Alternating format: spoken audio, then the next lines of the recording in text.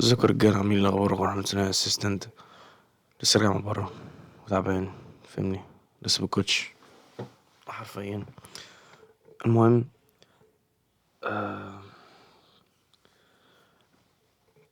عايز احكي على كام حاجة كده. دلوقتي انا واحد عمري في حياتي ما استسلمت. عمري في حياتي ما استسلمت. ودي حاجة تخليني ادعوك ان انت ما تستسلمش. كون ان انت تبقى واحد مش بيستسلم، هي حرفيا مش بتكلفك اي حاجة، ولا فلوس ولا وقت ولا يعني. بس هنا هنا بس ما تستسلم، ما تصدقش انت متقدرش، فاهمني؟ بس طلب عبيط. ممكن نتكلم عن الموضوع ده اكتر، يعني في حتة بقى امتى تستسلم. امتى يبقى الاستسلام بس مش استسلام اصلا، وده هيبقى صح. المهم، سيبك من كل الكلام ده. انا ليه بقولك ان انا عمري ما استسلمت؟ لان انا واجهت حاجة اول مرة اواجهها في حياتي كلها.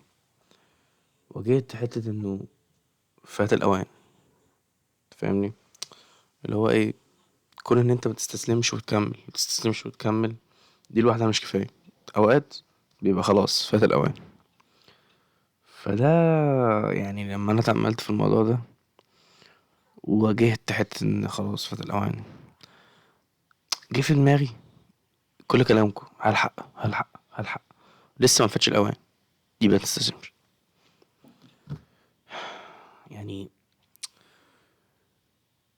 بجد. انت لو ميح وبدأت عادي، فمش عايزك تيجي في يوم من الايام وتقول ايه ده فات الاوان. تمام؟ مش هتستسلم. خش خش، فاهمني؟ بكل حاجة عندك، ما تستسلمش. بس سلام.